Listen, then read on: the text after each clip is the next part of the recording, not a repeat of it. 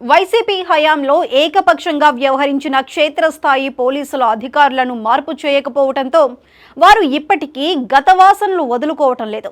గత నేతల పట్ల స్వామి భక్తిని యథేచ్ఛగా కొనసాగిస్తున్నారు. నిబంధనలకు విరుద్ధం అని తెలిసినా ర్యాలీలకు అనుమతులు ఇస్తున్నారు. ప్రభుత్వం మారినా అధికారుల అండతో వైసీపీ నేతల రాజసం చూస్తూ కూటమి శ్రేణులు ఆశ్చర్యపోవాల్సి వస్తోంది. అలాంటి అధికారుల మీద వస్తున్న విమర్శల గురించి ఎవరైనా ప్రస్తావిస్తే తమను ఎలాగూ బదిలీ చేస్తారు కదా అంటున్నారు.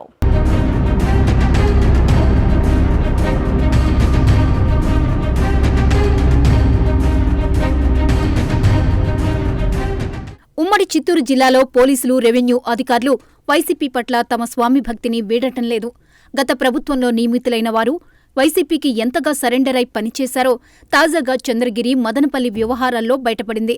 చంద్రగిరి ఎమ్మెల్యే పులివర్తి నాని మీద దాడి కేసులో చెవిరెడ్డి మోహిత్ రెడ్డిపై కేసు నమోదైంది. ఆ తర్వాత మోహిత్ రెడ్డి బెయిల్ కోసం హైకోర్టులో దరఖాస్తు చేసుకున్నారు. బెయిల్ దక్కదేమోనని అరెస్టు భయంతో విదేశాలకు పారిపోయే ప్రయత్నం చేస్తుండగా సమాచారం తెలుసుకున్న పోలీసులు బెంగళూరు విమానాశ్రయంలో మోహిత్ రెడ్డిని అదుపులోకి తీసుకున్నారు. అక్కడ్నుంచి తీసుకురావడానికి 100 మంది పోలీసులు వెళ్లారు. తీరా తీసుకొచ్చాక కొండను తవ్వి ఎలుకను పట్టినట్లు 41A నోటీసిచ్చి పంపించారు. సదరు ఎపిసోడ్ నడిచిన 12 గంటల వ్యవధిలో చెవిరెడ్డి ఫ్యామిలీకి పోలీసులు మంచి సెంటిమెంటల్ పబ్లిసిటీ ఇచ్చారు.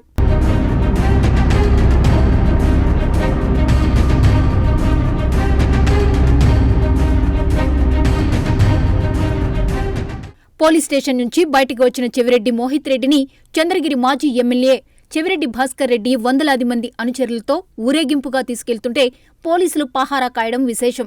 ఎన్నికల్లో గెలిచిన అభ్యర్థి ర్యాలీ తరహాలో మోహిత్ రెడ్డి రోడ్డు మీద నడుస్తూ ఎక్కడికక్కడ మీడియాతో మాట్లాడుతూ దర్పం ప్రదర్శించారు. 100 కేసులు పెట్టినా తాను భయపడనని స్టేట్మెంట్లిస్తూ వెళ్లిపోయారు. ఎన్నికల ఫలితాల ముందు ప్రస్తుత చంద్రగిరి ఎమ్మెల్యే పులివర్తి నాని తన మీద జరిగిన దాడి కేసులో విచారణకు ఎస్వీ పోలీస్ స్టేషన్కు హాజరయ్యారు. ఆ సమయంలో పోలీసుల ప్రవర్తన దారుణంగా ఉందన్న విమర్శలు వెల్లువెత్తాయి. నాని స్టేషన్ బయటకు వచ్చి మీడియాతో మాట్లాడుతుండగా బలవంతంగా తరలించారు. అదే సమయంలో మీడియా మీద కూడా విరుచుకుపడ్డారు. అది గతం. నిన్న అయితే స్టేషన్ ఎదుటే చెవిరెడ్డి వందలాది మంది అనుచరులతో బైఠాయించి హడావిడి చేశారు. కొత్త ప్రభుత్వం మీద విమర్శలు గుప్పించారు.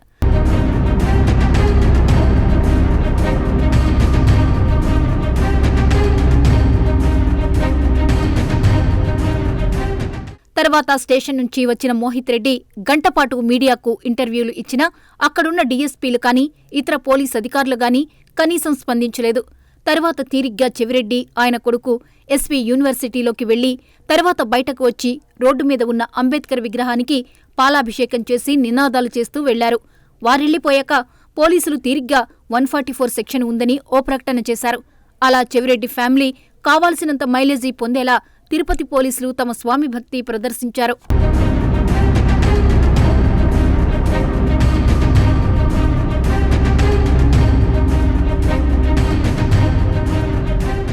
మదనపల్లి ఫైల్స్ దగ్ధం కేసులో ఇదే విధంగా జరుగుతోంది. దాంతో ఆ కేసు విచారణకు కర్నూలు పోలీసుల మీద ఆధారపడవలసి వస్తోందని అంటున్నారు.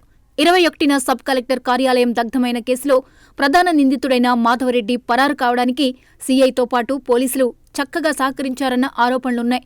దాంతోపాటు తనిఖీ విషయాలు ముందుగా లీక్ చేస్తుండటంతో నిందితులు రికార్డులు దాచడంతో పాటు పరారవటం లాంటి ఘటనలు జరుగుతున్నాయంటున్నారు.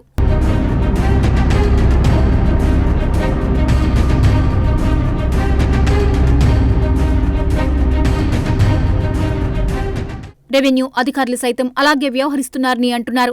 అందుకే జిల్లాలో సీఐ, ఎస్ఐలతో పాటు ఎస్బీ, ఇంటెలిజెన్స్ పోలీసులను సైతం మార్చాలని కూటమి నేతలు కోరుతున్నారు. గతంలో 2014-19 మధ్యకాలంలో టీడీపీ ప్రభుత్వం అప్పట్లో క్షేత్రస్థాయి పోలీసులను మార్చలేదు. దీంతో ప్రభుత్వానికి అప్పట్లో సరైన సమాచారం రాలేదని, అప్పట్లో అది కూడా ఓటమికి ఒక కారణమైందన్న అభిప్రాయం ఉంది. ఇప్పటికైనా అలాంటి వారిని గుర్తించి బదిలీ చేయాలని టీడీపీ శ్రేణులు కోరుతున్నాయి.